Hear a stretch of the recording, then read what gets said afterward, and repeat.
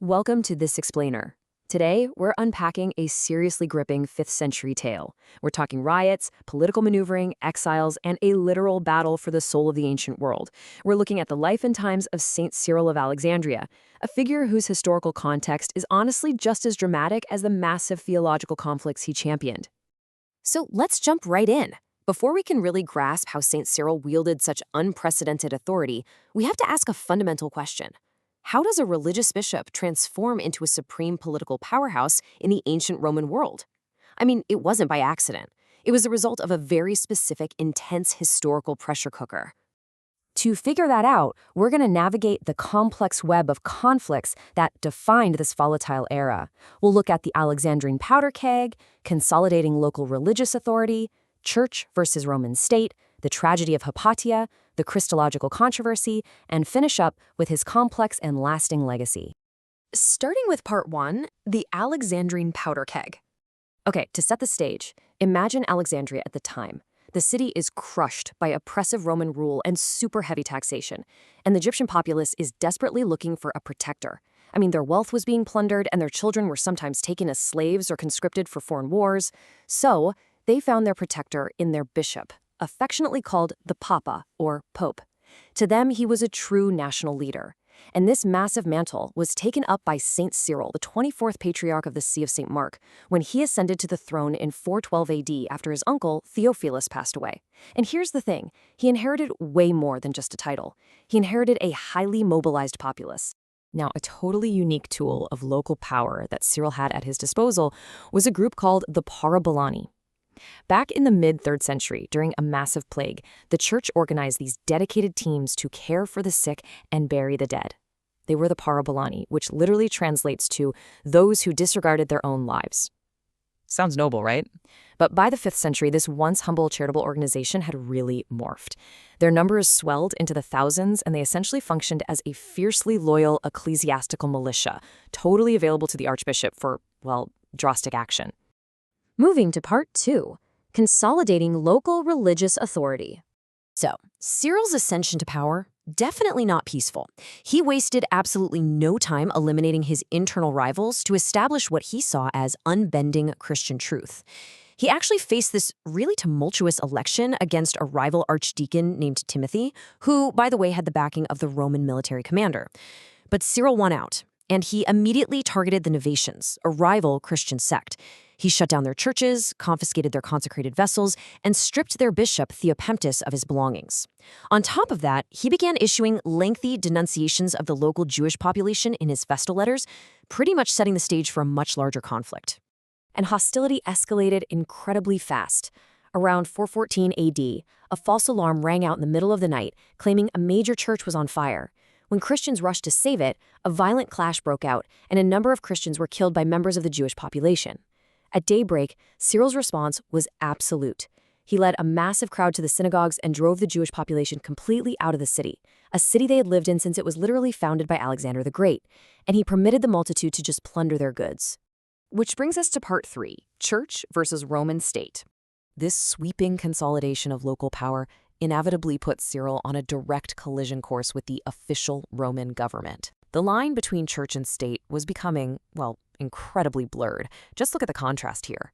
On one side, you have Saint Cyril, backed by the Parabolani, enjoying immense populist support and even wielding judicial power granted by the emperor. On the other side, the Roman Prefect Orestes, representing the official yet highly vulnerable civil authority.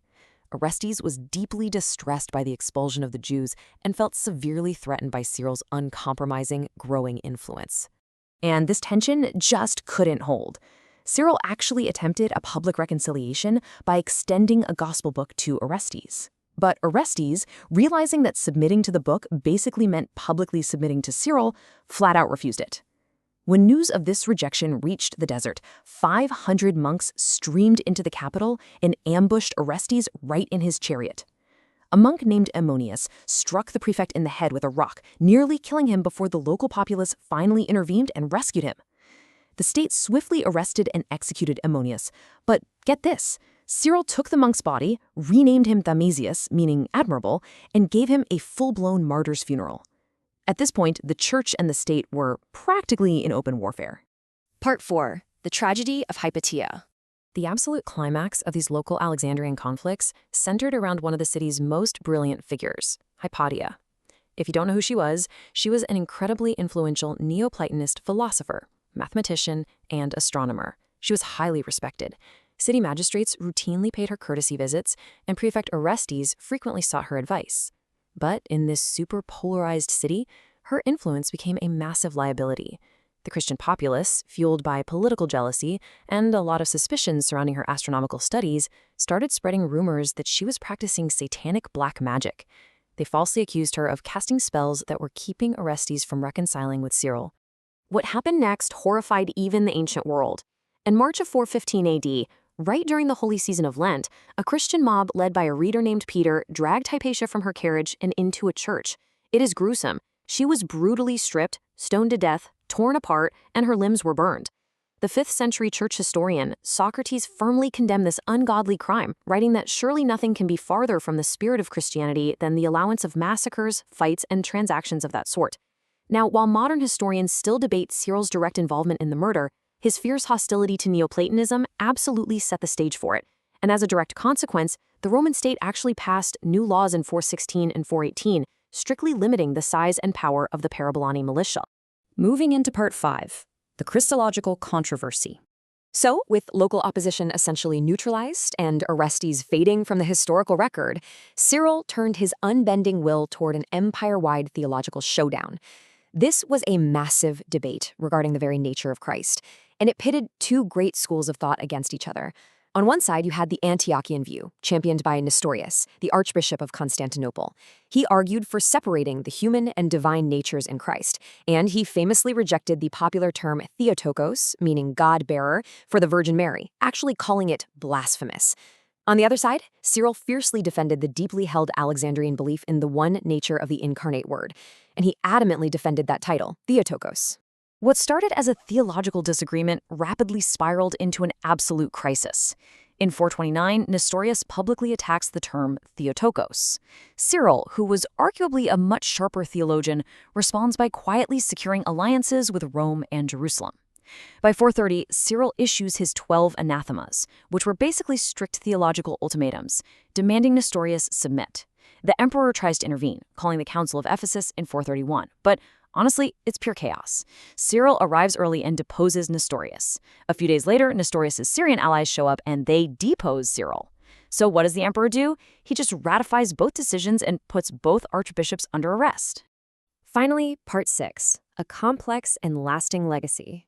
Through diplomatic intrigue and just sheer willpower, Cyril eventually managed to return to Egypt as a hero to his people, and he established a very fragile peace in 433 with the formula of reunion. Beyond all the riots, the councils, and the arrests, he left an indelible mark on Christianity. He was an insanely prolific writer, authoring massive volumes of biblical exegesis, the thesaurus against the Arians, and intense defenses against pagan emperors. He also established the Liturgy of Saint Cyril, which is considered the oldest liturgy keeping the Egyptian tradition and is actually still used today. To his supporters, he was and remains the pillar of faith. As we wrap up this explainer, we're left to ponder a massive historical paradox. Did the uncompromising fusion of spiritual leadership and political dominance ultimately protect the faith, or did it permanently fracture the ancient world? Cyril of Alexandria showed us exactly what happens when the lines between church and state completely disappear. He undoubtedly protected his flock, but he also left behind a heavy legacy of exile, division, and an empire forever changed. It's a profound question to walk away with today. Thanks so much for joining me on this deep dive into the historical sources, and as always, keep asking the big questions.